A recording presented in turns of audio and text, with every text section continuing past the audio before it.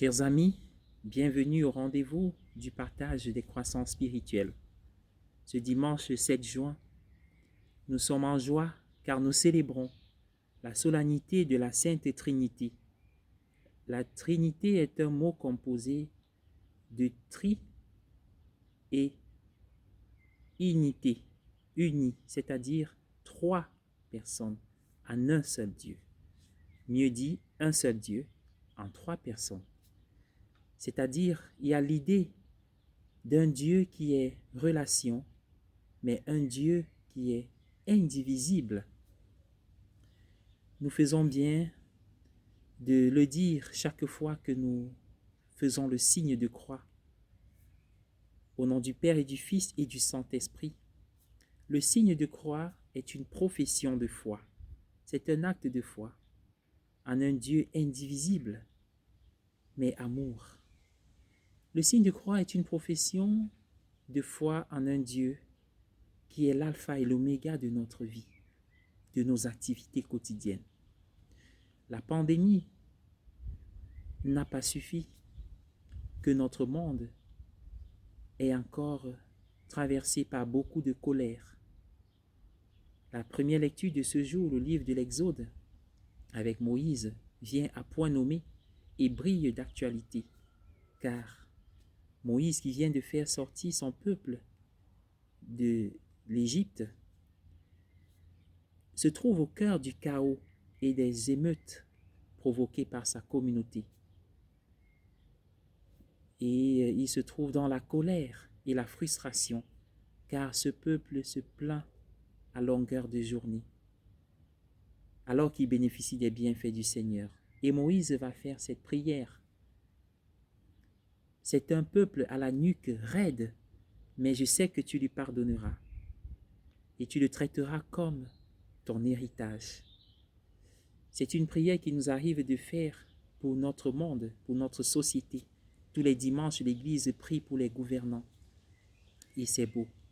Mais vous me demanderez, est-ce que Dieu répond à nos prières et nos supplications et les choses semblent ne pas changer? Et moi je dirais oui, il répond, même si sa réponse n'est pas dans le bruit du vacarme, de l'ouragan ou des tintamars. C'est une réponse intérieure, éternelle et vraie. Dans l'évangile de ce jour, il répond, un évangile bref. Dieu a tant aimé le monde qu'il a envoyé son Fils unique afin que quiconque croit en lui ne périsse point, mais ait la vie éternelle. La réponse à toutes nos supplications, nos demandes, à tous les mouvements des hommes, à toutes nos agitations parfois, la réponse de Dieu, c'est lui-même, c'est-à-dire l'amour. L'amour est la réponse de Dieu, car Dieu est amour. Saint Augustin, en réfléchissant sur la Trinité, sur cet amour, a dit, le Père serait l'aimant, le Fils le bien-aimé et l'Esprit Saint l'amour entre les deux. Un autre théologien a dit, la Sainte Trinité, ce n'est pas un mystère qu'il faut comprendre et mettre dans sa tête, sa petite tête. Non. La Sainte Trinité nous apprend l'oubli de nous-mêmes. Le Père s'oublie pour le Fils s'oublie pour le Père, et l'Esprit Saint s'oublie pour le Père et le Fils.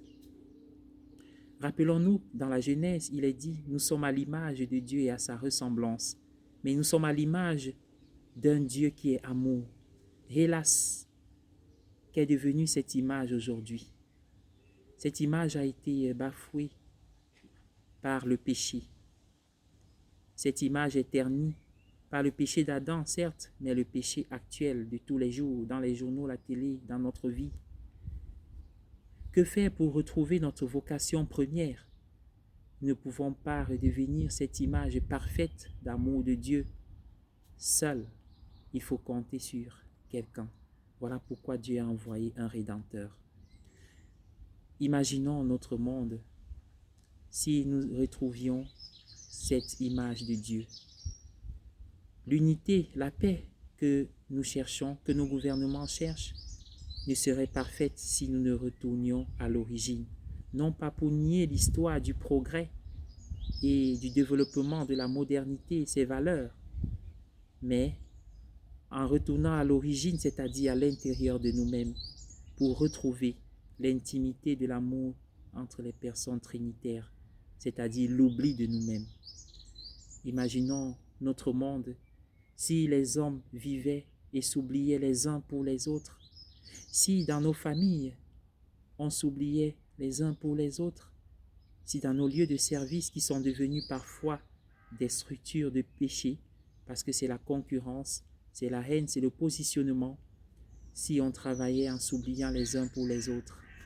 Soyons fiers d'être aujourd'hui les ambassadeurs de ce Dieu qui s'oublie pour l'autre dans un monde qui a soif et faim d'amour. Bonne journée à tous et bonne fête de la Sainte Trinité. Un coucou spécial aux mamans. Merci.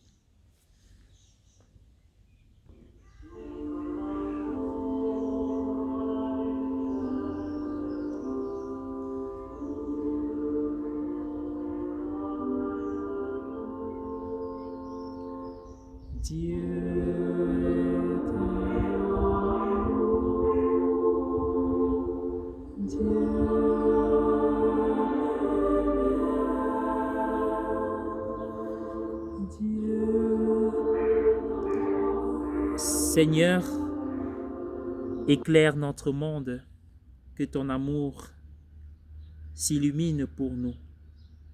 Donne davantage à ce monde des hommes qui se battent pour que la paix et la justice règnent.